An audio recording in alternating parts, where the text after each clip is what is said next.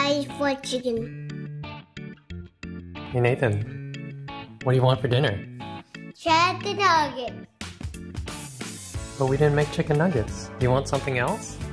Yep. What do you want? A chicken nugget? Is this a chicken nugget? Yeah. This one? That's a chicken nugget? Yeah. Okay, I guess we're having chicken nuggets for dinner.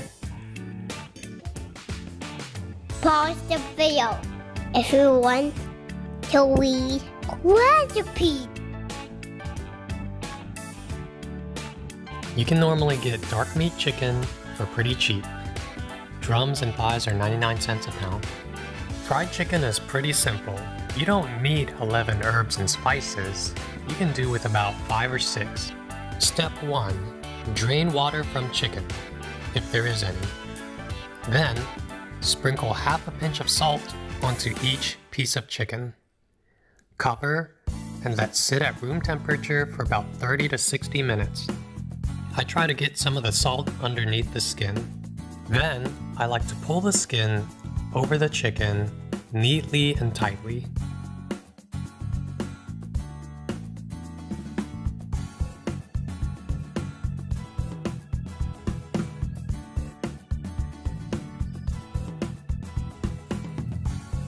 For the coating, you're going to need some all-purpose flour, onion powder, garlic powder, chili powder, cayenne pepper, paprika, salt, and baking powder. Oh, and you're going to need a couple of eggs. Now this is very important. You have to measure all of the ingredients exactly according to my recipe.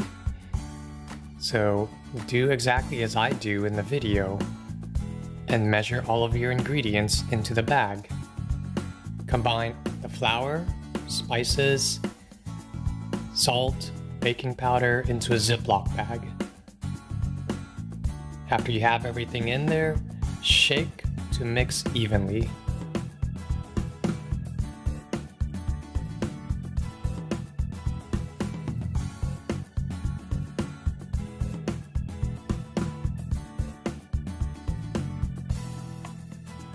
Once you have all your ingredients in bag, shake, shake, shake it. Keep shaking it to a bit.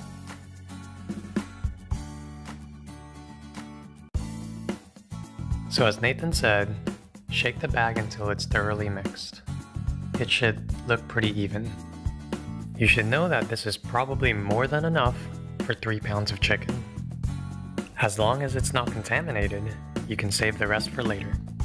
Set this mixture aside for now.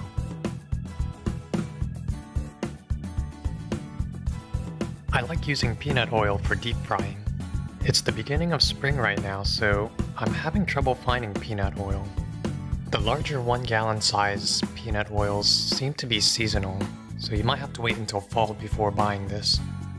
Otherwise, smaller 16-ounce sizes seem available, but they cost a lot more.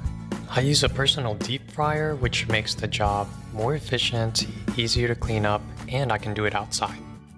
This was a Christmas gift to me a few years ago, so I have no idea how much it costs, but comparable ones online seem to be around $50.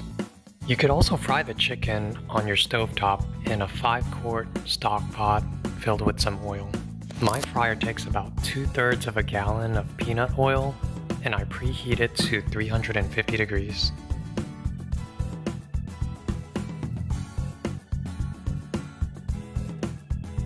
While the oil is preheating, let's get the chicken ready. Scramble 2 eggs in a small bowl.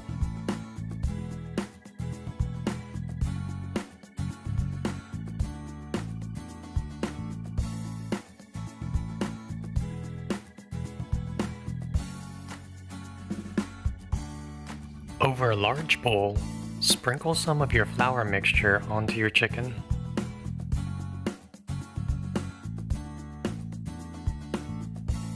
Be sure the chicken is completely covered on all sides, including the top and the bottom.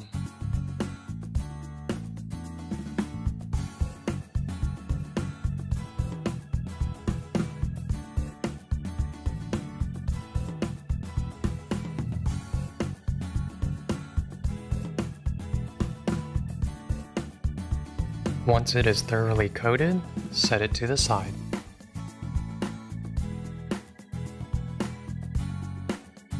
I only like to prepare enough chicken to cook one batch at a time. When the first batch is halfway done frying, I'll start preparing the second batch.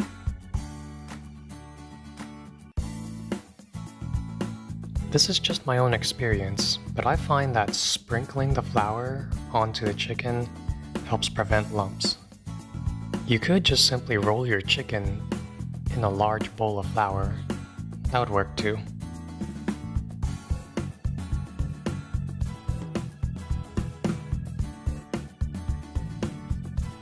By the time you finish dredging your first batch of chicken with flour, your oil should be hot enough to start frying.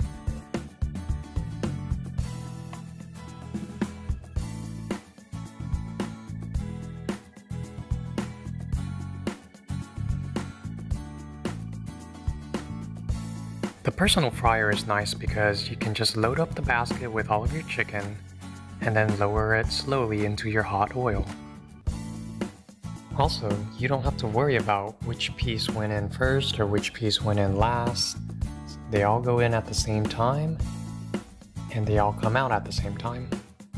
This is compared to a stock pot on your stove, where you have to drop in your chicken pieces one by one, where you might accidentally splash the hot oil onto yourself.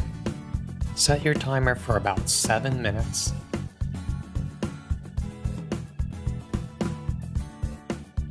Once your timer goes off, you want to flip your chicken.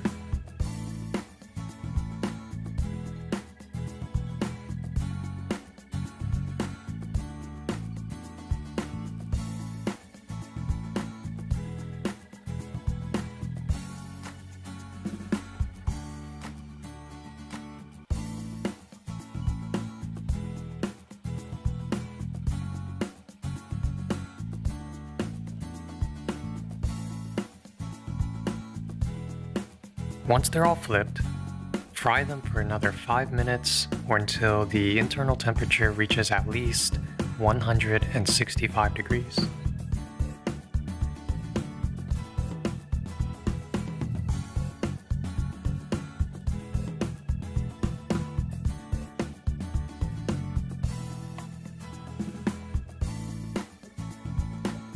After you flip your first batch, go ahead and start preparing your second batch.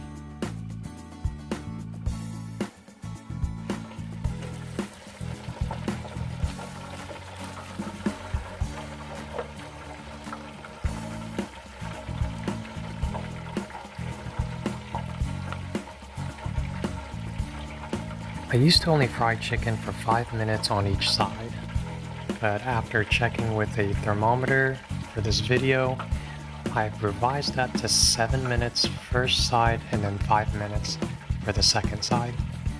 That's a total of 12 minutes, and that seems to work out pretty well.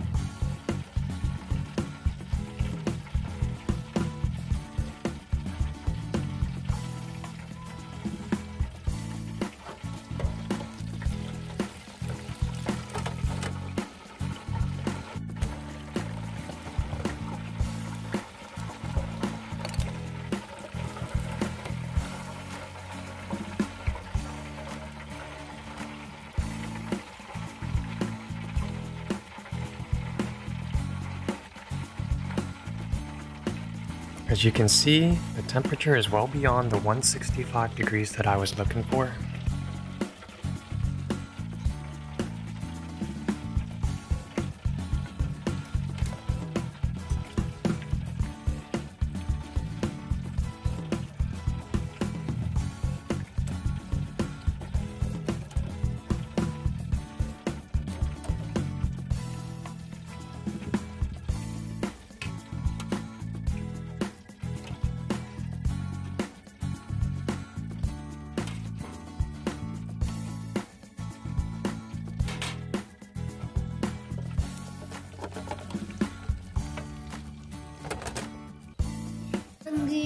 I'm hungry.